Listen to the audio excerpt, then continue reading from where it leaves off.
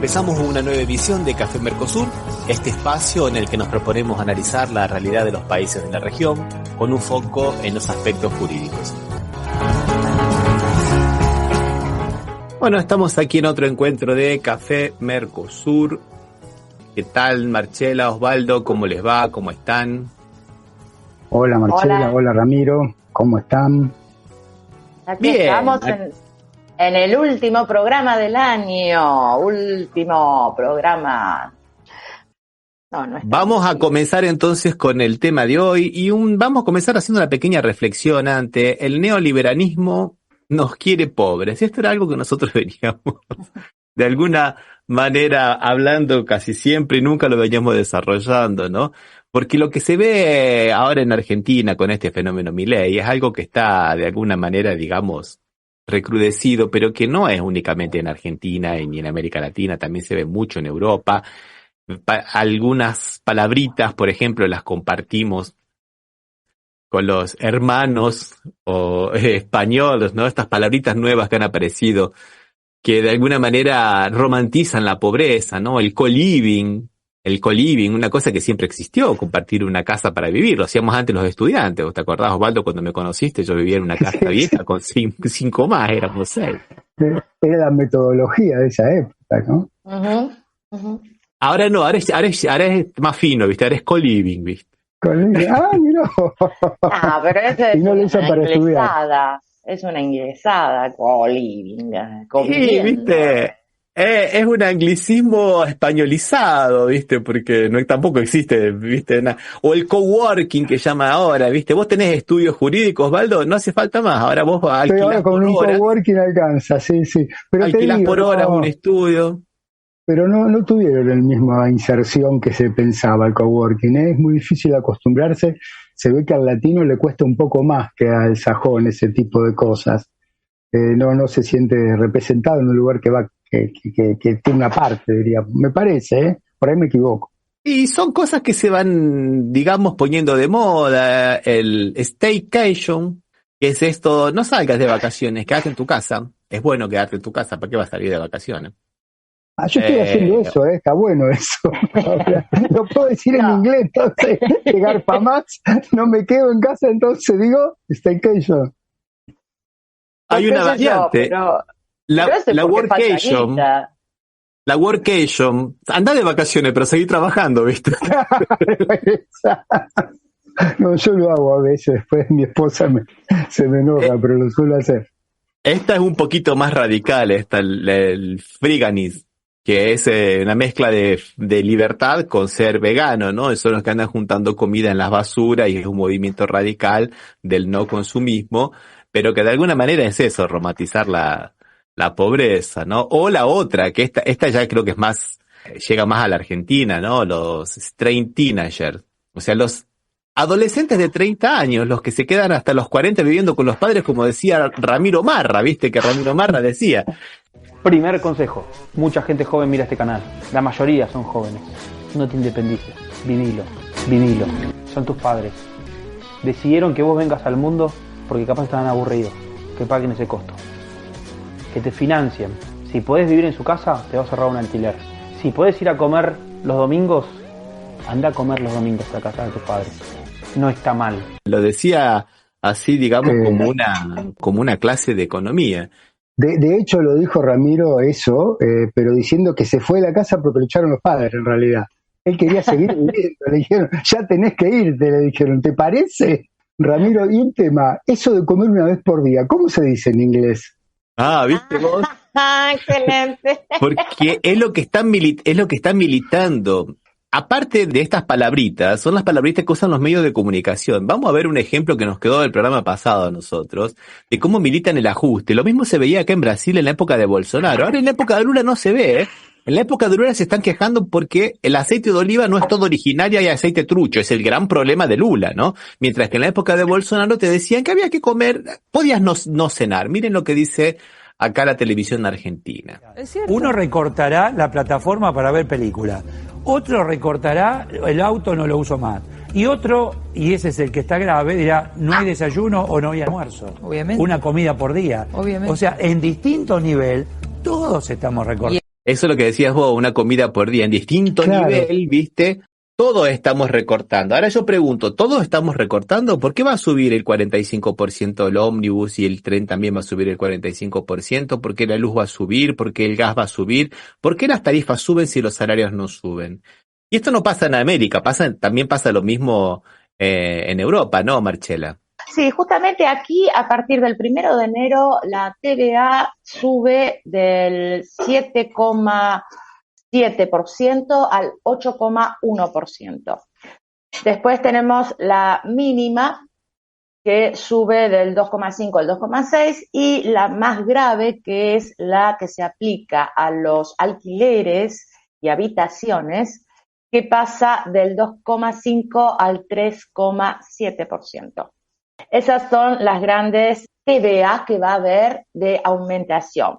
Por otro lado, hay toda una implicancia donde la guerra, justamente, de Ucrania y Rusia, que está perdiendo la Ucrania y donde puso a toda Europa de rodillas. Estados Unidos ha puesto a Europa de rodillas ante esta guerra, donde ha sido... donde no tiene más el gas y por lo cual la electricidad la tienen que ir a buscar por otros lados, también otros medios. Todo esto hace que suba todo a partir del 1 de enero, la electricidad, el gas, la nafta, porque no hay tampoco que entre, porque la tenemos que ir a buscar a otros lugares más caras. Por otro lado, vas al supermercado y todos los días 1 centavo más. O sea, si vas un lunes, si vas un viernes, tenés 50 centavos más de franco de aumento. Todos los días la pagás 10 centavitos más. Y es mucho, es mucho. Claro. Y en todos los lugares de Europa está aumentando muchísimo todo. A partir del 2024 los aumentos vienen muy grandes. Solo que no aumenta los salarios, como en todo el mundo. Los salarios están... Bueno, te iba a hacer esa pregunta, Marcela, para saber si nosotros también nos podemos integrar al mercado común europeo, porque acá pasa lo mismo, aumentan los precios y no mejoran los salarios, o sea que ya estamos en el primer mundo. Tiene razón, sí, Milei. O nosotros estamos en el tercero. No sé. No, déjame la ilusión. Acá Laura Barrientos nos dice que ese periodista que estaba militando justamente el ajuste en Argentina, ahora es secretario de comunicación de Milei, o sea que tan mal no le ha ido. Y es interesante esto porque mientras va subiendo los precios y los salarios no van subiendo las cuentas de los grandes conglomerados y los grandes directivos dueños de los conglomerados industriales, y la desigualdad en el mundo crece y cada vez se concentra más la riqueza. Por eso decíamos que el liberalismo nos quiere pobre para ellos, digamos, estar rico. Bueno, cambiando un poquito de tema, yo había pensado hacer una retrospectiva de más o menos de América Latina, pero encontré un video que me parece que lo hace mejor que nosotros, así que dale. Vamos a escuchar el video de la retrospectiva. América Latina ha estado llena de eventos políticos en 2023. Les contamos lo más destacado. Intento de golpe de Estado en Brasil. Una turba irrumpió en los poderes públicos brasileños. Partidarios de Jair Bolsonaro intentaron asaltar el gobierno tras la investidura de Luis Inácio Lula da Silva. Bolsonaro fue acusado de planear un golpe tras revelaciones de un teniente coronel. Boicot jurídico contra el presidente electo de Guatemala. Bernardo Arévalo de León, el progresista guatemalteco, ganó la presidencia tras una segunda vuelta el pasado agosto. La suspensión de su partido, el movimiento Semilla y causas judiciales intentaron impedir su ascenso al poder. Incluso intentaron anular las elecciones. Reanudación del diálogo entre el gobierno y la oposición en Venezuela. Después de casi un año, el gobierno de Venezuela y la oposición extrema han vuelto a dialogar. El 17 de octubre se firmaron 2 acuerdos: garantías electorales y defensa territorial de la Guayana Esequiba. Además, Estados Unidos levantó sanciones petroleras y mineras, un giro tras 5 años de máxima presión. Difíciles avances de la paz total en Colombia. La política de paz total del presidente colombiano Gustavo Petro enfrentó desafíos significativos en 2023. Los avances en las negociaciones con el Ejército de Liberación Nacional y disidencias de las FARC han sido opacados por eventos como el secuestro del padre del futbolista Luis Díaz. Fracaso del segundo intento por sancionar una nueva constitución en Chile. El segundo intento por cambiar la constitución de Chile terminó en fracaso. El gobierno de Boric, ahora más debilitado, luchaba por impulsar reformas prometidas en su campaña electoral. Triunfo de Javier Milei en Argentina. Javier Milei, conocido por sus ideas ultraliberales, fue elegido presidente con más del 55% de los sufragios. Prometió reformas drásticas, eliminar controles estatales, privatizaciones y despidos masivos. Pero sus medidas, como el decreto de necesidad y urgencia y la llamada ley ómnibus, enfrentan fuerte oposición. Esa era la retrospectiva que nos proponían, pero creo que hay muchas cosas más que han quedado en el camino, ¿no? Los últimos segundos, ¿los podrías haber cortado, por favor? Lo mismo. Todo bien, hasta los últimos milisegundos. Sí, yo también, no sería mala idea cortarlo. Pero de eso vamos a hablar, Diego, vamos a hablar y mucho porque el pueblo quiere saber de qué se trata. Sí, bueno, yo tengo una noticia que nuestra compañera que ya nos ha visitado en nuestros programas, Gloria Ramírez, que es la ministra de Trabajo de Colombia, anunció el gobierno nacional el decreto de incremento del 12% para el salario mínimo en el 2024 en Colombia. Felicitaciones.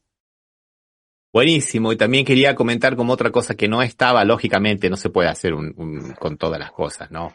Este tema de la Guayana inglesa, la Guyana y Venezuela por la región del Esequibo, que se llegó a ese acuerdo que habíamos comentado, ese acuerdo de paz que nuevamente está, digamos, boicoteado por Inglaterra. Así como Inglaterra boicoteó el acuerdo de paz del conflicto bélico que se refería a Marchela antes de entre Ucrania y Rusia, cuando fue y viajó a Ucrania en marzo del 2022, a un mes nada más de iniciado ese conflicto, y se estaban realizando las tratativas por intermediación, digamos, y mediación también, ¿no? De Turquía. Sí. Ahí fue y dijeron que no. Ahora lo que ha hecho Gran Bretaña nuevamente es, digamos, boicotear un pacto de paz, mandando un navío de guerra a la región de las Guyanas, con lo cual, digamos, Maduro, esperemos que no caiga en la provocación, pero tomó precauciones de, digamos, colocar la fuerza naval en la frontera, pero lógicamente es una provocación. Está muy enojado. Maduro está muy enojado y con mucha razón. Sí, con mucha razón. Se acercó un navío a las costas, en un lugar donde ya estaban en tratativas de paz, ¿no es cierto? Siempre poniendo la cucharita. Y yo lo que quiero decir con respecto a Ucrania, que Zelensky fue a Argentina y que Milei le dio, yo no sé si eran 2 aviones o 2 helicópteros.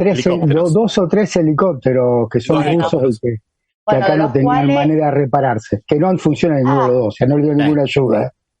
No sé, porque parece que sí, que hay uno que lo tiraron abajo ya. Eso es lo que escuché hoy. No, se cayó solo. Creo que no, porque no eran de guerra, eran para la misión antigua. No, pero son de transporte, pueden transportar tropas, o sea, un helicóptero muy bueno, pero no había manera de repararlo acá, diríamos. Además, esto que están colocando ustedes es muy importante, no tanto porque si se lo entregaron o no se lo entregaron, sino porque, o si tenía repuestos o no tenía repuestos. Era porque cuando los reciben en donación de Rusia, lo reciben con la expresa condición de que nunca se lo entreguen a un país que esté en guerra contra Rusia, que es básico, eso es básico. Obviamente. Y en esto me hace acordar a Menem, ¿se acuerda? Con la tradición que hizo vendiéndoles armas a Ecuador. Exactamente. Y a Croacia, que con eso bombardeó Bosnia. Acá no hay venta, acá es peor, acá lo hace, digamos, por una liberalidad que no tenía ningún sentido, porque ya lo recibió de una donación que hace, vos no se la podés después donar al enemigo del que te la donó. Me parece una traición terrible. Se están manejando de una manera internacional tan precaria, tan improvisada, son tan chapuceros en materia que sinceramente da un poco de indignación y mucha vergüenza ajena. Mucha vergüenza. Sí, ya no formamos más parte del BRIC, inclusive ya. Bueno, que lo vamos a ver en la segunda parte, pero no formamos más parte del BRIC. Yo le escuché a la de, bueno, ya que estamos, vamos con eso, no pasa. la escuché a la... Rompamos protocolos hoy, hagamos el último programa, vamos. La escuché a la señora Diana Mondino, no Dina Mondino, Diana Mondino, diciendo, ¿por qué no? ¿Por qué no lo hizo? No lo hizo porque, pero más práctica. ¿Eso es una decisión ideológica o es una decisión práctica? Las dos, pero fundamentalmente práctica. Vos acabas de usar el plural, las cartas, porque hubo que enviar una carta a cada uno de los países miembros de BRICS, porque todavía no es un ente, no es una institución, no es un organismo. O sea, no hay una dirección y un teléfono. Tenés que a cada uno de los miembros avisarle que no estás interesado en participar en este momento. Sudáfrica, Rusia, Brasil. Brasil y China. Entonces, Argentina tiene una cantidad de problemas económicos muy grandes y el objetivo de BRICS es un objetivo de comercio con países con los cuales ya tenemos. Es una situación en donde están preocupados por el funcionamiento del sistema financiero internacional, que todos los países lo estamos, pero no por eso vas a dejar de funcionar dentro del que está, hasta que no se genere otro, pero sobre todo es una cuestión de simplificación, de uso del tiempo. Y además nosotros ya comercializamos con esos países, o sea, entrar no nos beneficiaría, no cambiaría nada. Sí, señora, cambia todo, entrar cambia porque primeramente no es que no vas a negociar, sino cómo vas a negociar. Y aparte vas a poder acceder no solamente a poder vender y comprar, que es también una parte, digamos, de todos los acuerdos comerciales, sino también a recibir inversiones a través del banco y además de pactar las cosas en otra moneda. Con China lo podrás hacer, con Brasil ya está establecido, pero con la India no sé si está establecido que se vaya a negociar, sin intermediación del dólar. Y el dólar es justamente el cuello de botella que tiene la economía argentina. Así que se improvisan muchísimo. Como cortan, ¿no? Todo tipo de negociaciones de mercado, de exportación, importación, justamente con los grandes potencias y los países, sobre todo, con los que ya habíamos hecho algunas tratativas comerciales, como China y Brasil. Cómo están cerrándose a esas uniones comerciales para darle la mano a Estados Unidos, y bueno, pero también les fue mal con Estados Unidos. Sí, fueron a buscar plata y los mandaron de vuelta a la casa. No vaya. Una fuente que está seca. Acá nos dice Ezequiel, Argentina cambió futuro por pasado. Toda la razón, cambiamos futuro por pasado. ¿De dónde es Ezequiel? De todas maneras, podríamos decir que realmente el cambio que están planteando todavía no tuvo ningún resultado. China, el swap, no dijo que no lo subió, no lo adelantó, nada. O sea, evidentemente la relación con China no está pasando su mejor momento. Sí. La fue de pícara hablándole de Taiwán. Escúchame. Es como que vengan a querer negociar. Es como que un país quiera negociar con Argentina y venga a hacer alguna picardía con las Malvinas. Pero viste lo que dijo Milei de todas maneras antes de la campaña sobre China, que era una tiranía, una dictadura, y que por eso no iba a haber relaciones, que iba a sacar el embajador. O sea, evidentemente su política exterior no es mala, es pésima, porque no logra ninguna ventaja. Hoy por hoy, como bien dijeron ustedes, fue a Estados Unidos y le dijeron, querido, necesitas plata, buscala. Nones. O sea, claro, necesitas plata, buscala. ¿Sí? No sé, pedirle un préstamo a alguien, qué sé yo. ¿Quién es el ministro de Relaciones Exteriores ahora? Diana Mondino, la ministra. Diana Mondino. No, y la última también. La bancaria que se hace normas, que propone normas en beneficio de su propio grupo. Ya sé que es para después, pero no aguanto. No, son tantas cosas que... No, yo también quería decir que después se mandó otra macana, Milei, hablando de que todos los países musulmanes son todos terroristas, ¿viste? Con lo cual, la comunidad islámica, con la cual Argentina tiene muchísimo comercio exterior, está que arde, está que trina, ¿no? O sea, son de una infantilidad, un infantilismo absoluto que solamente, les digo sinceramente, solamente lo puedo comparar con lo que era Bolsonaro por acá. Sí. Hacía exactamente la misma barbaridad. Sí. Totalmente de acuerdo. Pero tan rápido como lo hizo Milei y Mondino, Ramiro, porque vos pensás que hace 20 días que está, no sé, para mí eso hace como un año, pero que hacen 20 días y se mandó una atrás de la otra. O sea, tan rápido. Yo me parece que Bolsonaro no actuaba tan rápido. No, fue rápido, fue.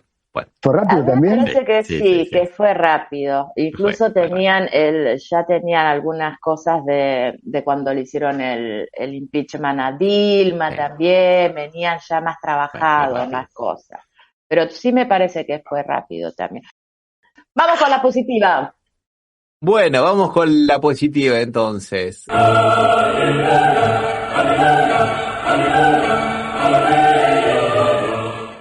Admiten un amparo contra el mega DNU de Milei. Vamos a ver, lo admitieron, lo cual es el primer paso, pero es un paso importante. La admisión es el primer paso importante. Ahora vamos a ver qué resuelve el juez federal Esteban Furnari. Vamos a ver qué resuelve, pero ya es un muy buen primer paso, ¿no? Porque ya por lo menos ya entra dentro del registro de procesos, ¿no? Dentro de procesos contenciosos. O sea que, digamos, los que vengan después a esgrimir derechos adquiridos van a decir, bueno, para un cachito que vamos a ver, ¿no? Porque estaban cuestionados y ya estaba dentro de un registro público. Pero es una buena medida, me parece un buen paso. Mucha gente decía, y a ver, Osvaldo, ayúdame con esto. Yo te voy a decir por qué no me parece bueno, pero no importa, dale, seguimos. No, porque mucha gente decía, ¿por qué la justicia no hizo nada antes? Lo que pasa es que manejaron muy bien los tiempos ellos. Ese es el tema. Ellos manejaron muy bien los tiempos y hasta que no sea ley, hasta que no entrara en vigor. Claro, no había ningún derecho subjetivo afectado hasta que no entrara en vigor. En realidad es por eso y tiene cierta lógica. Lo único lo que no me gusta de esto es que el tipo pidió el fuero de atracción, el juez. O sea, todos los amparos que se planteen van a ser atraídos por él. Sí. Entonces dependemos de la opinión de un solo juez que aparentemente ha tenido sus resoluciones ya que eran complicadas. Por supuesto es bueno que lo que vos estás resaltando es que haya entrado el juez, haya resuelto y le haya dado curso. Con la salvedad esta, ¿no? Que todavía no estaba en vigencia y que recién inclusive era discutido si era desde ayer o desde hoy a las 0 horas que entraba en vigencia. Yo creo que entró desde ayer, pero bueno, no importa, era una cuestión técnica, un día más, un día menos. Sí. Escuchemos un pequeño video explicando un poco esto para que nosotros veamos que no fueron tan improvisados. Sí, Marcela. No, quería hacer una pregunta. ¿A partir de cuándo este juez va a revisar esto? Porque ahora entran en ferias. Bueno, pero si lo admitió, supuestamente tendría que ser él o el juez que está de feria, ¿no, Osvaldo?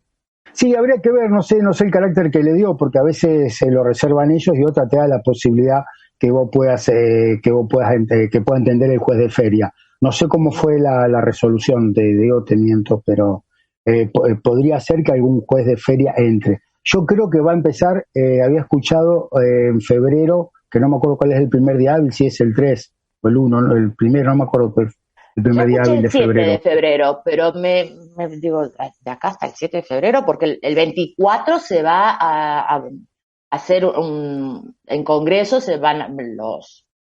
los diputados van a votar y todo eso, entonces tendría que ser antes, no sé, me parece que por los tiempos. Es como vos decís, Ramiro, manejaron muy bien los tiempos de ellos, ahora vienen las ferias, la fiesta, el fin de año. Acá hay estudios de abogados muy especialistas en chicanas jurídicas y lo primero que manejan ellos son la competencia y los tiempos. Es impresionante cómo y se especializan en eso y por eso ganan fortunas. Escuchemos una muy buena explicación aquí. Quería hacer una aclaración. Sí. Ezequiel, con lógica, yo me había olvidado, lo dice, lo admitió la Corte Suprema, pero recién lo va a tratar en febrero. Claro. Ahí está, no lo que admitió el juez que admitió una cautelar. Aparentemente la Corte lo que va a entender, espero que sea sobre el fondo, no una cautelar, sino que sea sobre el fondo. Pero bueno, no. No que el 29 de diciembre, último día hábil del mes, entra en vigencia el DNU de Javier Milei.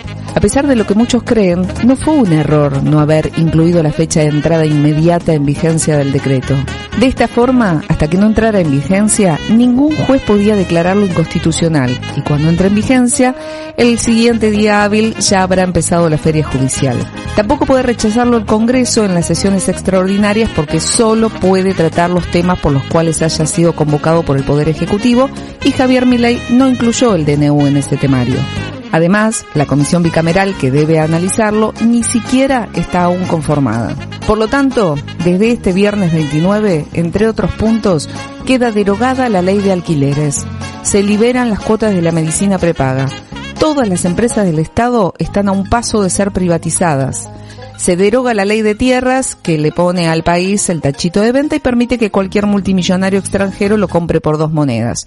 Y como no hay nada más necesario y urgente que privatizar los clubes de fútbol, a partir de este momento queda habilitada la figura de las sociedades anónimas deportivas. No se sabe muy bien qué es lo que va a pasar. Por ejemplo, yo sé de muy buena fuente que las inmobiliarias en Argentina no están renovando los contratos, están haciendo extensiones por 4 meses para ver cómo esto va a salir, porque en realidad está todo el mundo, medio como pensando qué es lo que va a pasar. La gente, no está tan confiante de que esto ya es ley ni nada por el estilo. Sí, Osvaldo. Pero las extensiones son contemplando que la ley se derogó, no son contemplando la ley anterior, Ramiro. O sea, contemplan como provisoriamente, pero ellos ya asumen, justamente porque estuve en una inmobiliaria por un tema profesional viendo los temas y me decía que, yo le digo, no estamos cambiando todos los contratos porque la ley ya para nosotros no existe más. O sea, lo tienen como asumido. O sea, eso es lo que me decía él, esa sola inmobiliaria, no tuve tiempo, No, yo tenía informaciones de inmobiliarias de Córdoba, que estaban más o menos haciendo eso, pero vos estás en Rosario y cada uno se va manejando como puede, porque en realidad hay una inseguridad jurídica tan grande que, sinceramente, yo no sabría qué hacer, Y acá tampoco. Sí. Tengo una pregunta de Laura Barrientos que dice, ¿el DNU genera derechos adquiridos? Mira, ahí yo no sé, Osvaldo, vos estabas más que yo, porque cuando yo estudié fue antes de la reforma del 94 y no había derechos adquiridos en la época. El Código Civil realmente hablaba en contra de los derechos adquiridos, es que no había derechos adquiridos. Entonces, si una ley modificaba, hasta ese momento de la modificación de la ley los derechos valían, pero no había una ultra actividad de esos derechos como en otros países, como en Brasil, por ejemplo.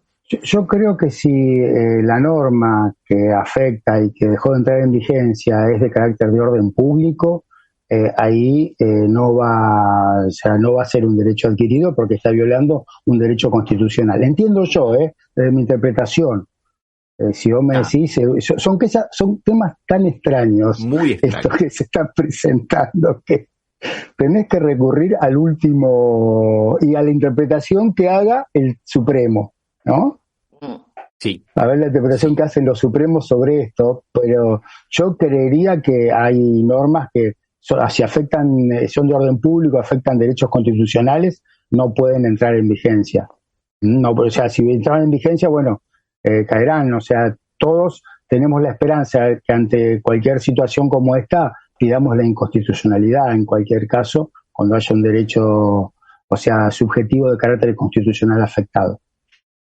Pero sí se puede, por ejemplo, como ellos quieren hacer, el Ministerio de Educación, pasarlo a una Secretaría de Educación. Sí. Porque eso es atribución del Poder Ejecutivo, lo mismo hizo Fernández y lo mismo había hecho el presidente anterior, Sí, me acuerdo. Claro. Lo cambiaban, o sea, lo cambiaban, sí, eso lo pueden hacer. Las reformas son posibles, sí. Uh-huh. Aquí nos dice Ezequiel. Sí. Hay un montón de gente que ya la han echado, que trabajaba el otro día, veía en la tele, que trabajaba en la portería de estos ministerios, y una chica de 21 años, y ya a ella y a 10 compañeros más ya los habían echado, o sea que ya están. Son 7.000 casos, pero son diferentes esos, porque son 7.000 no renovaciones de contrato. Tenían contrato por 1 año y no se los renovaron, y eso pueden hacerlo, ¿viste?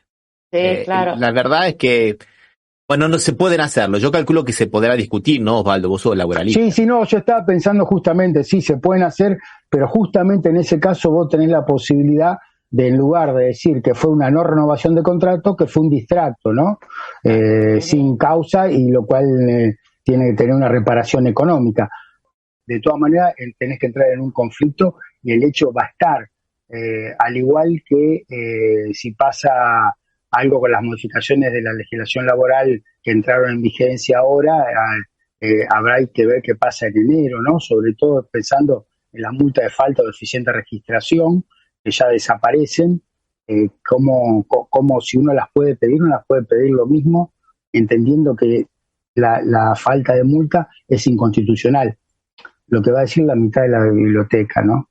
Hay una mitad de derecha, que la que está a la derecha va a decir que está todo bien, si le sirve de algo. Aquí dice Ezequiel que efectivamente sobre el fondo del DNU, a pedido de un persaltum es que se saltea una instancia, en este caso se saltearía la cámara de apelaciones, que es la segunda instancia. La Corte, a pedido del gobernador Quintela de La Rioja, vería ese tema, ¿no? La justicia también maneja los tiempos. El 24 de enero hay un paro con movilización de la CGT. Claro que sí, lo convocaron. Lo convocó la CGT y adhirieron las dos CTA también. Muy buena información, Ezequiel, muy buena información. Muy bien. En Uruguay tienen buena información, ¿eh? Vos sabés que ahora que lo recuerdo, o sea, realmente, evidentemente, el fin de año lo has dejado bastante desmemoriado, pero todos recordamos, Ramiro y Marcela, los persaltum famosos durante la época de un príncipe riojano que gobernó el país, príncipe o rey, no sé cómo era, que donde Carlos había I de Anillaco. Claro, que había una norma y en persaltum a la Corte de decisión automática, iba a la Corte y la Corte rechazaba, iba a la Corte y la Corte rechazaba, iba a la Corte y la Corte rechazaba. Tenemos esperanza, aunque sea mínimas, que esta Corte en algún momento recupere la memoria y por lo menos tenga como destino que sea una república y no deje de ser una república, ¿no? No, entre las medidas absurdas de este gobierno está, digamos, un mimo a la clase media argentina, xenófoba, oscurantista, que es cobrar la posibilidad de que las universidades nacionales le cobren aranceles a los estudiantes extranjeros, ¿no? Porque para gran parte de la clase media argentina, el gran problema de la Argentina son los estudiantes extranjeros que vienen a estudiar gratis con el dinero, con la nuestra, ¿viste? Con el dinero de nuestros impuestos, siendo que la cantidad de estudiantes extranjeros en Argentina no llega al 5%. O sea que en una sala normal de 50 alumnos vos vas a tener ¿cuántos, Osvaldo? 3, como mucho. 2,5. 2,5. Tenés dos altos y un petizo, digamos, ¿no? Claro, no llegas a 3. Y esa gente te deja dinero porque alquilan departamentos, porque consumen, porque crean una diversidad cultural, un ambiente diferente en las universidades. Eso lo puede decir quien no pasó por la universidad. Entonces muchas veces la frustración de no haber ellos seguido una carrera la vuelcan en esta forma de discriminación con los estudiantes extranjeros, que es un orgullo que estudien en Argentina gratis como los argentinos. Y ahora... Muchos se quedan en el país. Claro que sí.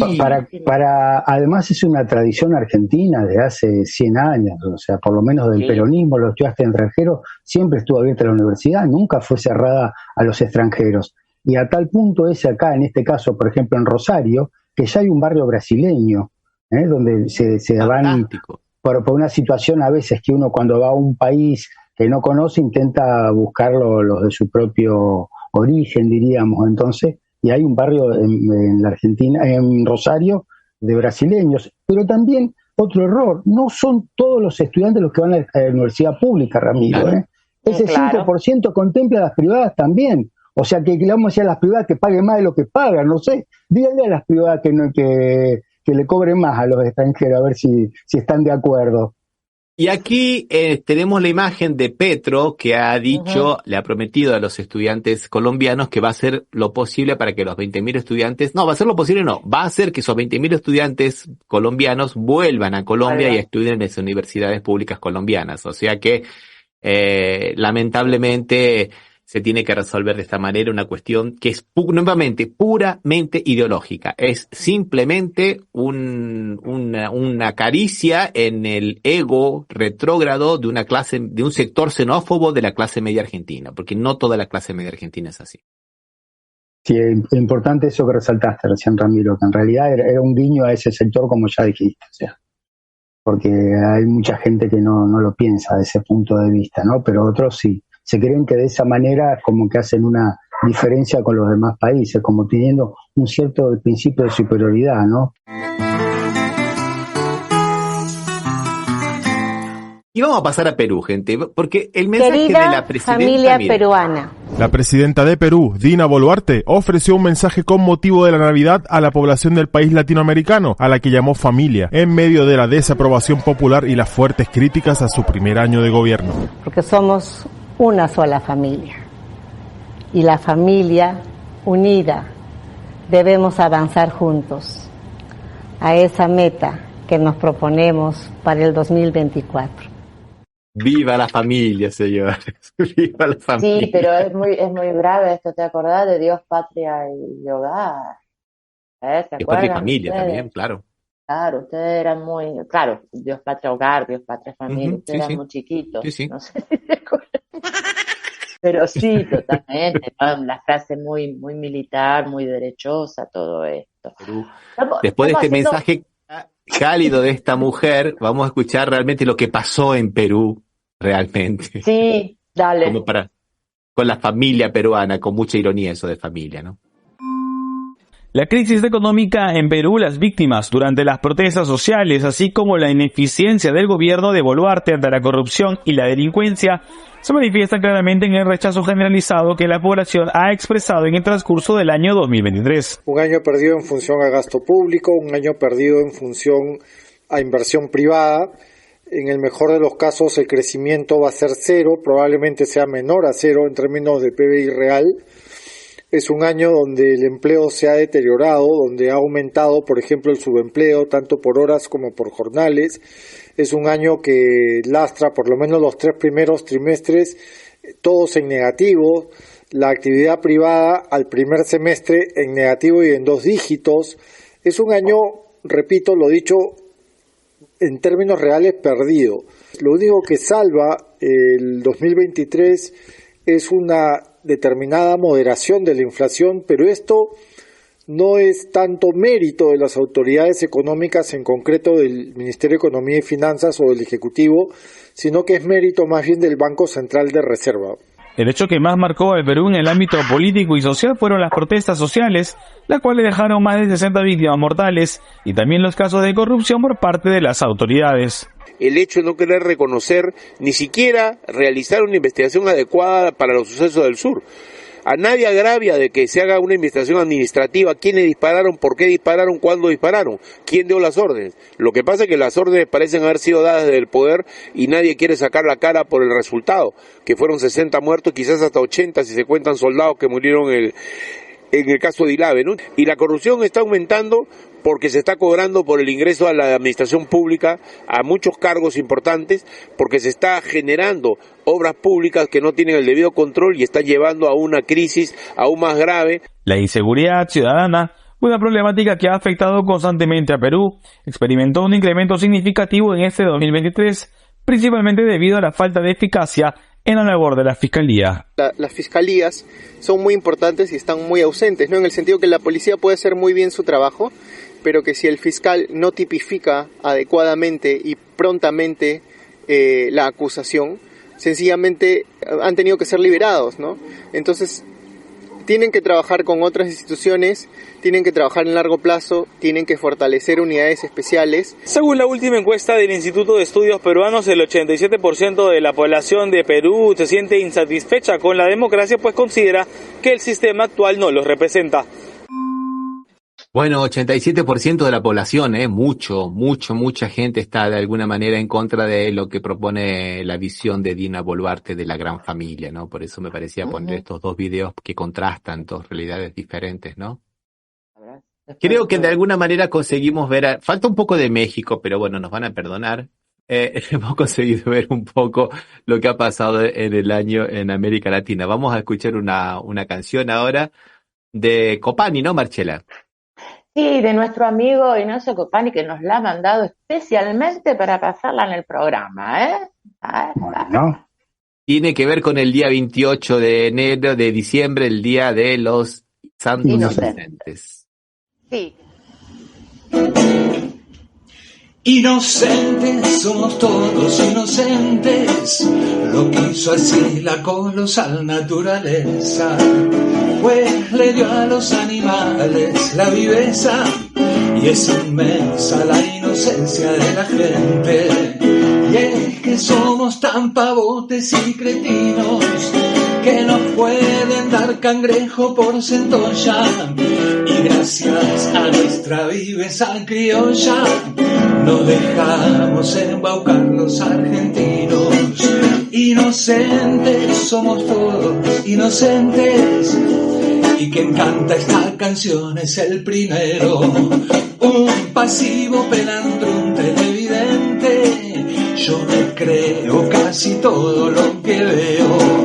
Es tan fértil nuestra tierra que germina perejil y nabo sin que nadie siembre.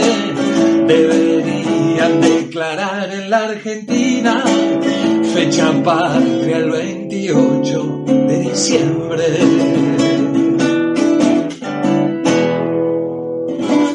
Feliz día. Somos Latinoamérica, no lo olvidemos nunca más. Somos Latinoamérica, no lo olvidemos nunca más. Somos Latinoamérica. Bueno, y ahora vamos a seguir con el tema principal, ¿no? Lula en el cielo, Milei en el infierno, y Argentina también con él, ¿no? Porque la verdad que si fuera solo él el que está en el infierno y se quedara él solito, que no nos llevara todo, ¿no? A los 44 millones que estamos en Argentina o fuera de Argentina, que padecemos también tanto como no tanto, pero por lo menos mucho, por los parientes, por las conexiones, por todo, ¿no? O sea, vos decís 44 millones porque hay 1 millón que se salvan, somos 45 millones, y hay cierto que hay 1 millón que se salva, que son los que la gente la van a llevar en pala. Claro, la gente de bien, eso se la llevan en pala. Los orcos andamos dentro de los 44. Los orcos andamos dentro de los 44, claro. No, y pienso también en los pobres jubilados que de Argentina, sí, que no están más en Argentina. No, los que están en Argentina sufren, pero los que están fuera de Argentina también están sufriendo muchísimo, ¿no? Porque los precios son muy caros en los países donde están y las jubilaciones se les han achicado bastante. Una situación bastante compleja, ¿no? Dos caminos opuestos para gobernar, mientras Lula asume hace un año con propuestas de usar el Estado para el desarrollo del país, este otro viene a destruir el país con teorías del mercado. Vamos a escuchar un pequeño video de un año de gobierno de Lula y después lo vamos comentando. ¿Qué les parece? Vamos. Dale. Lula presidente, un año. El gobierno del Partido Laborista cumple 12 meses en el poder el próximo 1 de enero.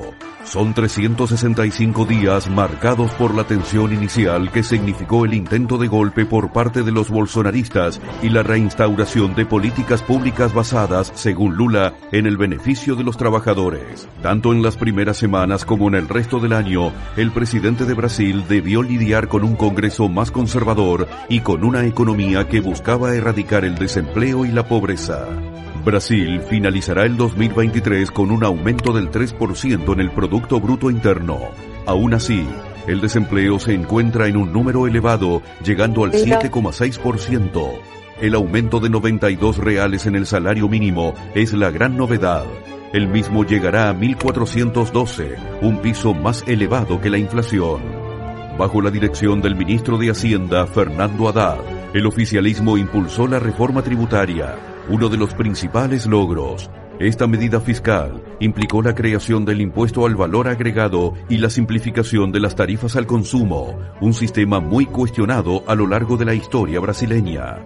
En cuanto a la política exterior, Lula tuvo como hito más importante la toma de posesión de la presidencia del G20. Por otro lado, impulsó el resurgimiento de los BRICS e intentó frenar el avance de las relaciones bilaterales por fuera del Mercosur. El mandatario brasileño realizó en agosto una cumbre de países amazónicos para resolver los temas referidos a la explotación de los bosques y los constantes incendios. El objetivo oficial del gobierno es alcanzar la deforestación cero en 2030. Además, fue protagonista en la conferencia sobre el cambio climático llevada a cabo en Dubái. Allí, acusó a los países ricos de Occidente de ser los causantes de esta problemática e impuso su agenda ecologista. Los logros de Lula, primeramente. Una cosa que siempre comentábamos nosotros, pero que nunca está de más volver a comentar, Osvaldo, son los pronósticos que se hacen a principio de año para los países con gobiernos progresistas. Y después lo que dice la realidad. Acá el Fondo Monetario Internacional decía que Brasil iba a crecer el 0,8% nada más a principio de año. Y ahora va a crecer más del 3%. Entonces, cuando son gobiernos de derecha, al principio las inflan a las cosas. Decían, Bolsonaro va a crecer el 5%. Y después cuando llegaba era el 0,5, el 0,4. Y viceversa, acá al contrario se da lo mismo, ¿no? Que le decían que Brasil no iba a crecer y Brasil creció el 3%, bajando la inflación. A pesar de un señor llamado Campos Neto, que es el presidente del Banco Central, que le está haciendo la vida imposible, manteniendo una tasa de interés altísima. La inflación baja, la tasa baja, pero la tasa baja a un precio muy inferior a la diferencia de la inflación, con lo cual, digamos, los intereses reales que paga Brasil, que hoy son del 6,9% al año, reales, o sea, digamos, el 11,75% nominales, le descontás el 3,80 y pico de inflación, te queda el 6,90. Son los intereses más caros reales del mundo.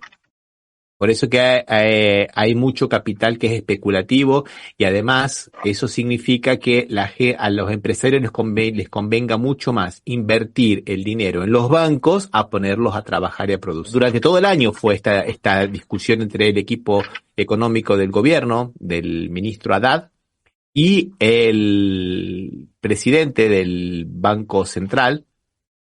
¿Y qué ocurrió? Bueno, ocurrió que como el Banco Central después de la época Bolsonaro tiene autonomía, ellos hacen lo que quieren y están, digamos, boicoteando la política de pleno empleo y de plena producción de Brasil. Y en este momento la inversión mayor en Brasil es por parte del Estado, porque a los privados, como les dije, le conviene tener el dinero en los bancos.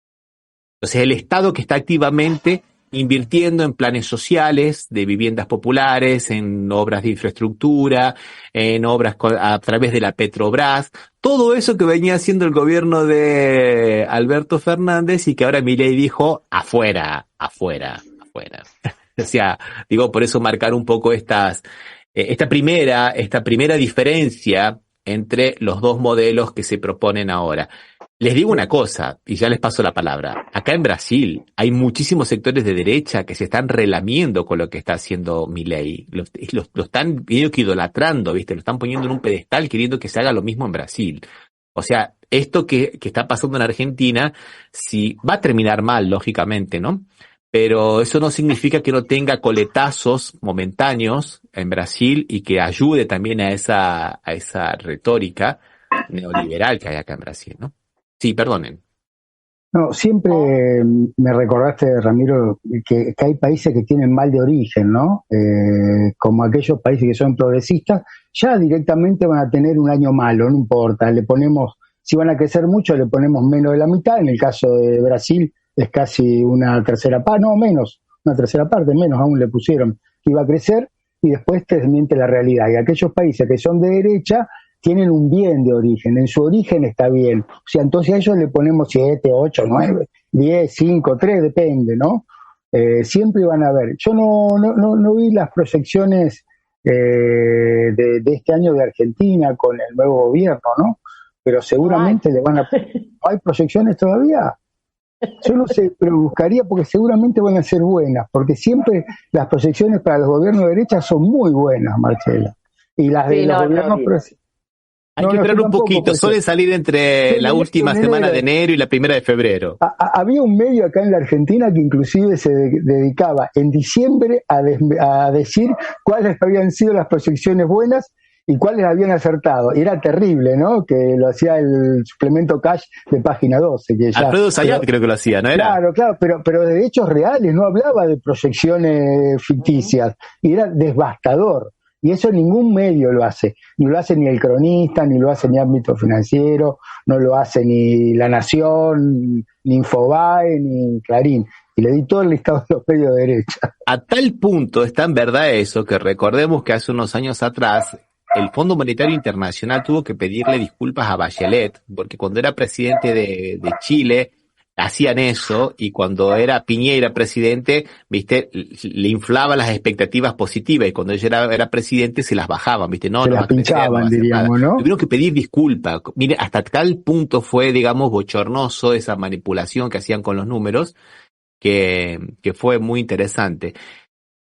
Y el caso de la Petrobras también, como en Brasil invierte y ahora va a poder, digamos, ya empezó a prospectar, o sea, a ver si hay petróleo, pero seguro que hay, porque ya más o menos si empiezan es porque más o menos ya tienen los estudios de que hay en el norte de Brasil, cerca de las Guyanas, y eso va a ser, parece que muchísimo petróleo, tanto es así que ahora Brasil entró en la OPEP, en los países exportadores de petróleo, a pesar de que todavía no exporta, le sirve para el autoabastecimiento. Pero bueno, va a poder producir petróleo, y una de las cosas que hizo bajar la inflación fue haber sacado esa fórmula que puso el gobierno de Temer, de que el precio de la gasolina internamente en Brasil tenía 3 componentes: el precio de producción normal, se produce en Brasil, el precio internacional del petróleo y la oscilación del dólar. Con eso pagábamos una gasolina carísima, llegamos a pagar en algún momento $1.80 la gasolina acá en Brasil, siendo que se producía aquí. Brasil hizo exactamente lo contrario. Ahora Lula hizo exactamente lo contrario. El petróleo es, digamos, hecho nacionalmente, y vamos a poner precios nacionales. ¿Y qué ha hecho el señor Milei ahora en la ley Ómnibus? Dice que no, precio internacional, y es más. Terminó con el barril criollo, que era el barril que se le pagaba a los productores en el país para el consumo interno, para diferenciarlo de la exportación, ¿no? Y terminó con el barril criollo, y se van a mantener los precios de la nafta en el mercado interno a través del barril, no sé si será el WTI, no sé cuál utilizarán como barril, ¿no? Pero olvidándose ya del barril criollo. Y el camino inverso también, la Petrobras produciendo más. Y creo, Ramiro, que Brasil ya produce más que Venezuela petróleo. No lo tengo bien el dato, pero me parece que escuché eso. Para consumo interno. Venezuela. No, está bien. Lo que pasa es que la producción de Venezuela está muy decaída, ha decaído mucho por la falta de inversiones, por los controles que le hace Estados Unidos y le impide la importación. De hecho, no tenía piezas de recambio, Valdo. Claro. De hecho, Irán la está ayudando a que pueda recuperar la producción. Petrobras fuerte, y nosotros YPF, ¿qué va a hacer? Privatizar. La van a privatizar. No, y vos sabés que lo peor a eso que vos estabas comentando, de que si saca el barril criollo, que también dice que tampoco va a poder ser una empresa testigo. O sea que no va a poder poner un precio, digamos, de referencia. YPF no puede poner más precio de referencia. Vos vas a un país capitalista como Canadá, vos vas a cualquiera y te cobran el precio que quieren. Pero la empresa petrolera estatal tiene un precio que es más o menos para, digamos, orientar al mercado. Si uno te cobra 8, uno va a ir a pagar 15, ¿no? O sea, el otro te podrá cobrar 9, ¿viste? Pero ni eso va a poder hacer. O sea, eso es, digamos, no sé, una locura eso. Una locura eso. Sí, eso con toda la serie de empresas que están en juego, ¿no? Empresas del como Estado. Aerolíneas. Que son empresas que tienen ganancia, pero hay empresas que son muy sintomáticas porque son en realidad las que hacen al desarrollo tecnológico del país. YPF sirve para eso, ¿no? Desarrollo del litio también, desarrollo de baterías de litio. Tenés ARSAT, que permitió las comunicaciones, satélite en el espacio. Ven que la empresa que está produciendo, que es la que va a producir en teoría el lanzador satelital argentino, vehículos espaciales de nueva generación. NASA, que es Nucleoeléctrica Argentina Sociedad Anónima, que son todas las centrales nucleares que producen electricidad, están sujetas a privatización, el CONICET. O sea, no solo vamos a ser un país primario, nos están cerrando las puertas a que podamos tener un país que sea con una base científica importante. Quería destacar de Aerolíneas Argentina un artículo que nos pasó Marcela. Récord absoluto de Aerolíneas Argentina de pasajeros transportados, casi 2 millones de pasajeros transportados, superávit y con muchas rutas fantásticas. Una de las principales rutas, lógicamente, es Brasil, ¿no? Río y San Pablo, pero también Europa y otros países más, y eso se va a privatizar, ¿no? O sea, tantos años que se viene trabajando en una gestión, invirtiendo y remándola, como se dice popularmente, para que después venga alguien ideologizado y tire todo por la ventana. Justamente cuando, por ejemplo, países a los cuales le va bien, por ejemplo, como México, ha vuelto a reflotar su empresa de bandera, mexicana de aviación, ¿no? A mexicana, sin duda. Totalmente. Bueno, en cuanto a la educación, también Milei quiere que sea obligatoria solo hasta el 4º grado. Eso es. Cuando un pueblo no sabe, ese es otro guiño a la extrema derecha, que yo no sé por qué la extrema derecha mundial quiere que la educación en casa. Yo particularmente no entiendo por qué tienen esa idea. Con mis hijos no los adoctrinen, los profesores son todos adoctrinadores, y en mi casa les enseño yo. Hay todo un fetiche de esa clase media que viene desde los Estados Unidos desde los años 90, y ahora él lo pone en la ley. A partir del 4º grado los chicos no van a tener que ir a la escuela, pueden ser educados en casa. ¿Cuál es el beneficio para la Argentina, para un país como la Argentina, que los chicos estudien en casa? Cuando le hemos visto en la época de la pandemia lo difícil que fue que los chicos estudiaran en casa. Pero todo tiene que ver con todo. Cuando un pueblo no tiene acceso a la cultura y no puede instruirse o todo eso, se lo puede engañar más fácilmente. Entonces, es normal, es bien típico de ellos, ¿me entendés? No me extraña que quieran hacer eso. Y tampoco como el ministro del CONICET, creo que era un tipo que se ocupa de clonaje. El que clonó los perros, Claro, bueno. No es ministro, es secretario de Ciencia y Tecnología porque el ministerio desapareció. Exactamente, gracias por la remarca, Osvaldo, claro. Pero, o sea, la educación, o sea, el logro que tuvo durante el segundo gobierno de Cristina, llevar la educación obligatoria hasta los 16 años, es realmente un logro, y, o sea, que va más allá de lo que dice la Declaración Internacional de Derechos Humanos, que establece que sea, es cierto que establece que sea, da solamente la primaria. O sea, Argentina iba más allá a eso, y eso es realmente lo que hace que sea obligatorio. ¿Cuál es el sentido de perder la obligatoriedad en la educación? Peor es que los liberales del 800, porque los liberales del 800 hacían escuela, la ley 1420 de Avellaneda, era gratuita. Educar al soberano, ¿no? Soberano, sí, era gratuita. Claro, pero estos son peores a esos. Otra cosa interesante para ir puntualizando estas diferencias que hay, que por ejemplo, recuperó mucho el verdadero papel protagónico que tenía el Banco de Desarrollo, el BNDES en Brasil, Lula, para las obras de emprendimiento, de infraestructura y todo lo demás, pero también el Banco do Brasil y a Caixa Económica Federal, Banco do Brasil como si fuese el Banco Nación en Argentina, que tiene un programa muy interesante de créditos baratos para las personas que están endeudadas en la época de Bolsonaro.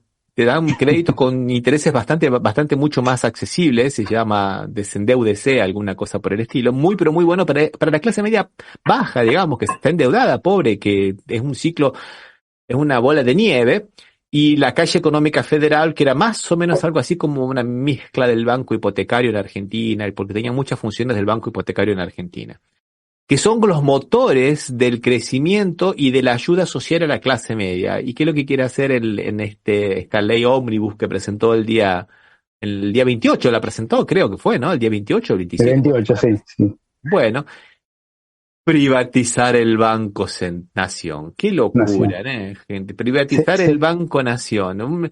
son instrumentos del Estado, de la política financiera del Estado, y sirven no solamente para el desarrollo del país, como para el desarrollo de la gente. Los chacareros no les va a gustar nada, porque los chacareros, si no tienen el crédito del Banco Nación, no te ponen una semilla de soja, ¿eh? 730 sucursales tiene en todo el país el Banco Nación. O sea, y es sujeto a privatización, y tuvieron que modificar la ley de creación del Banco Nación para poder privatizarlo, porque está contemplado en la propia ley que no se podía privatizar el Banco Nación. El Banco Nación no es sujeto a privatización. Aparte, si el sentido era que pierde plata, no, el Banco Nación gana dinero. Claro. Aparte de ser un banco de fomento, de favorecer un montón de producciones y todo eso, y aparte le quieren otorgar al Tesoro Nacional, es otro tema, ¿no? Saliendo un poco, pero al Tesoro Nacional le quieren dar el fondo de garantía de las cajas de jubilaciones. 57 mil millones de dólares tiene el fondo de garantía. 57 mil. El mamerto del presidente anterior, el anterior, Macri, lo había dejado en 36 mil o en 26 mil. Este bueno lo entregó en 57 mil, y ahora lo va a pasar al Tesoro, que lo va a rematar. Contenta las empresas, porque un montón de empresas tiene el paquete accionario de un montón de empresas, ese fondo de reserva. Muchas empresas que ustedes habrán escuchado alguna vez, como Clarín, Techin, todo eso, se le van a vender las acciones a precio de remate, y las van a poder comprar, y vamos a perder, y los jubilados se van a quedar con nosotros, cuando yo me jubile, van a quedar sin fondo de cómo poder cobrar la jubilación. Sin pensar, como dicen las malas lenguas por ahí, yo no quiero decir eso, ¿no? Pero dicen las malas lenguas que las van a poner como garantía para futuros préstamos del Fondo Monetario Internacional, ¿no? No quiero decir eso, no está aquí, pero... Mira, Ramiro, no sé el mecanismo que van a usar. Indudablemente, el paquete accionario de las empresas, sin conocerlo y sin haber escuchado nada, te lo firmo que se lo van a terminar devolviendo por 2 pesos a las empresas grandes. Y ya te dije 2, por lo menos, que son muy importantes. Hay más, no son las únicas. De hecho, creo que el banco hipotecario, el Banco Hipotecario Argentino, parte del paquete accionario lo tiene el fondo de garantía también. Y marcando algunas otras diferencias interesantes también. Por un lado, Lula se compromete, como decía muy bien el video que hemos visto, ¿no? A la deforestación cero, por ejemplo, en el año que viene. Y que hace abolir la ley de bosques y de humedales. Sí, o sea, negacionista absoluto del medio ambiente. O sea, es una cosa. Acabamos de venir de la cúpula de la cumbre de la cumbre 28 del CO, donde el mundo dijo no, hay que cuidar y todo lo demás. Y viene a decir que no pasa nada, que quiere contaminar ríos, como decía cuando era en la campaña. Bueno, acaba de abolir la ley de bosques y humedales, ¿no? Disculpe, la COP28 celebrada en los Emiratos Árabes, ¿no? Pero eso tiene que ver todo con la soberanía también, nacional. Claro. Que no, cuando están privatizando y sacando todo de la soberanía nacional, es porque un país se llama país justamente por la soberanía nacional, ¿no? Y bueno, entre tantas cosas, pero obviamente que lo quieren, todas estas leyes que están haciendo, va en busca de todo eso, de sacarnos la soberanía. No, yo me voy a ir, les voy a desear feliz fin y mejor comienzo, y a toda la gente que nos acompaña un beso muy grande. Lo único que les puedo decir, a seguir militando, que juntos vamos a salir adelante. Ya salimos de cosas peores, no sé si peores o no, pero... Sí, yo tengo mis serias dudas que hayan sido peores que esto, Claro, pero Tati Almeida, por ejemplo, dice, si nosotras pudimos, ¿cómo no vamos a salir adelante? Bueno, buen año para todos y todas. Un abrazo, Marcela, un abrazo. Nosotros seguimos con los para todos. Vale. Y otra cosa, Osvaldo, que también tenemos que ya habíamos comentado de alguna manera. Otra comparación va a ser, Ramiro, vos que... Sí, otra comparación también, ¿no? Que mientras digamos, Milei no renueva el contrato a 7.000 empleados y pone a todos los empleados de la administración pública en situación de disponibilidad, el Brasil de Lula consigue bajar la tasa de desempleo y la lleva al 7.6, que es alto, pero desde el 2017 que no era tan bajo. Porque desde que entró Temer, todos los años iba creciendo, y lo teníamos en el 13,6%. Ahora este gobierno de Milei echa así de un plumazo 7.000, no renueva el contrato, y también pone a todos los empleados públicos en esa situación de disponibilidad, que es complicadísimo, ¿no, Osvaldo? No, pero Ramiro, aparte de eso, vos pensás que hay organismos como el CONICET que tiene para pagar sueldos hasta julio, con los mismos sueldos que cobran ahora los investigadores, no con mayores sueldos. O sea, todo un organismo se va a quedar sin manera de poder pagar sueldos. ¿Cómo? O sea, si la desocupación ahora no es tan baja, es mérito del gobierno anterior que tenía una desocupación que era baja para Argentina. Y con todas estas interrupciones, todos estos despidos, todas las empresas pymes que van a dejar de producir porque no van a poder, porque aparte de una apertura indiscriminada de la economía, como hablábamos con el economista que tuvimos hace 2 reuniones atrás, que también nos hablaba lo mismo, vamos a terminar con un montón de pequeñas y medianas empresas cerrando y despidiendo trabajadores, o bien reemplazando productos que se fabricaban en el país por productos importados. O sea, el futuro no se ve nada lindo. No, para nada. Y aparte un poco esto que planteaba a una legisladora que se llama Lorena Pocoic. Escuchémosla, mira.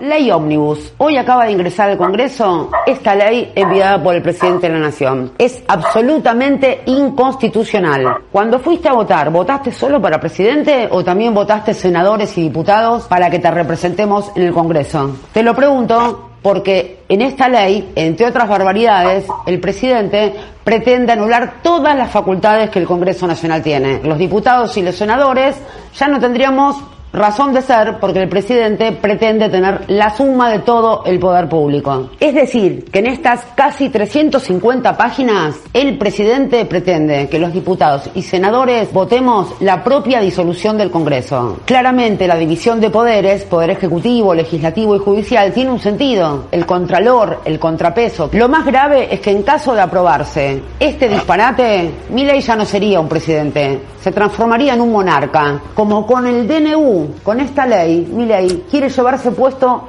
todo.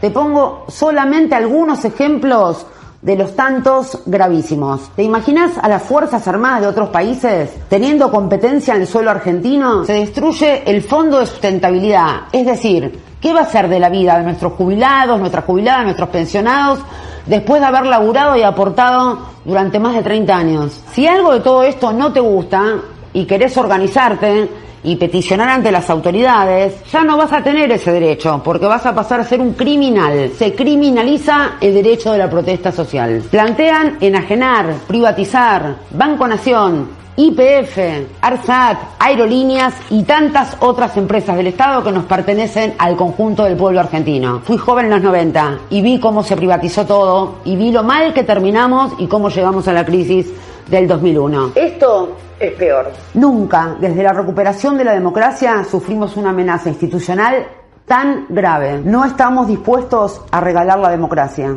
Vamos a defenderla. Gravísimo, ¿no, Osvaldo? Me parecía muy interesante escucharla porque va poniendo un poco las cosas en claro. Mirá, hay mucha gente que estaba comparando a esto que pretende Milei con lo que hizo Fujimori en los 90, que él también disolvió el Congreso y comenzó a consolidar su poder legislando, con también lo que hizo Maduro. Lo que pasa es que Maduro la hizo un poco diferente. Maduro, cuando no tuvo la mayoría en el Congreso, llamó a una constituyente tratando de modificar la Constitución y por mandato y comenzó a legislar a través de la constituyente, grosso modo.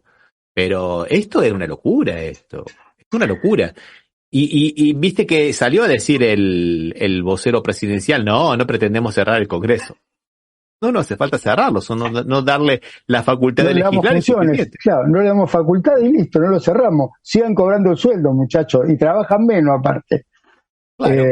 Ramiro, un tema que tocó la legisladora y que me parece que es muy importante. ¿Vos te acordás que cuando nosotros hemos estado en estado de sitio en la Argentina, sí, que era una de las principales cuestiones que se limitaban? La posibilidad de reunir 3 o más personas. Si vos se reunían 3 o más personas, podían ser detenidas. ¿Cuál es lo que plantea con esta ley ómnibus? Establecer que no se puedan reunir más de 3 o más personas en la calle o tengan que pedir permiso para reunirse. O sea, eso si no se llama estado de sitio, ¿cómo se llama en la Argentina? Salió a negarlo, porque fue tan evidente lo que habían hecho que salió a negarlo la propia Patricia Bullrich, que es la ministra de Seguridad, la que de alguna manera está propiciando esto, pero digamos, era too much, era de más, pero está en la ley, Claro. ¿Cómo va a negar una cosa que está en la ley? Está en la ley, y ya que está en la ley me gustaría que nos despidamos, Osvaldo, con un artículo de la Constitución Nacional que está aquí, que es el artículo 29 de la Constitución Nacional, que dice que, cuidado con aprobar este DNU, y esta ley ómnibus, cuidado con aprobarlas, porque dice que el Congreso no puede conceder al Ejecutivo Nacional ni las legislaturas provinciales a los gobernadores de provincia facultades extraordinarias. O sea, facultades extraordinarias quiere decir que no sean las ordinarias de él. Legislar no es la función del Poder Ejecutivo, es la de ejecutar las leyes, no es la de crear leyes. Eso es función legislativa del poder, del Congreso de la Nación. Ni la suma del poder público, ni otorgarles sumisiones o supremacías por las que la vida, el honor o las fortunas de los argentinos queden a merced de gobiernos o personas alguna. ¿Qué es lo que va a ocurrir si se llega a aprobar esta ley ómnibus, no, Osvaldo? Actos de esta naturaleza llevan consigo una nulidad insanable. O sea, no vengan después con los derechos adquiridos porque la nulidad es insanable y se sujetarán a los que formulen, consientan o firmen la responsabilidad y pena de los infames traidores a la patria. Ojalá nunca pase, ¿no? Pero yo no sé qué va a hacer el Congreso y más aún no sé qué va a hacer la Corte, ¿no? Porque también no te olvides, Ramiro, nosotros tenemos antecedentes de las Cortes que confirmaron, de hecho el golpe del 30 lo confirma la Corte Suprema, ¿no? Y le da la entidad. Está bien, pasado hace 98 años de eso, pero no sé qué puede pasar. Yo espero que no, pero no sé. Aquí Alberto Ciacia nos dice abrazos a todos, que en el 2024 Dios nos ayude. De alguna manera también miremosnos en el ejemplo de Brasil, que Brasil en este momento nos sirva como una guía, por eso queríamos hacer este contrapunto, justamente para pensar de que las cosas pueden ser de otra manera y que efectivamente hechas de otra manera te están dando muchos mejores resultados que las que está haciendo en tan solo 20 días este gobierno de Milei, ¿no, Osvaldo? Sí, Ramiro. Vamos, adhiero a la opinión de Alberto, la opinión de Alberto. Porque si no, estamos encomendados a las manos de Dios. Por suerte está Francisco, que debe tener línea directa con él para ver qué hace. Le mandamos un gran abrazo al doctor De Petris del blog Arrabal Jurídico blogspot.com y a Sergio Rossi de la revista de Puno y Letra Web, que hoy hemos hecho un artículo muy interesante, un pequeño videíto muy cortito si lo buscan en YouTube acerca de este no ingreso de la Argentina en los BRICS.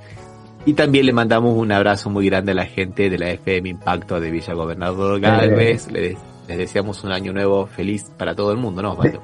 De Puño y Letra quiero decir que ya también sale de manera física, no es solamente web. Sí, ya está en papel. Tiene algunos ejemplares para vos, Ramiro, y para que puedas repartir en Brasil. Bueno, feliz año nuevo, Osvaldo. Chao, feliz año nuevo para todos los que nos escuchan y para vos. Chao.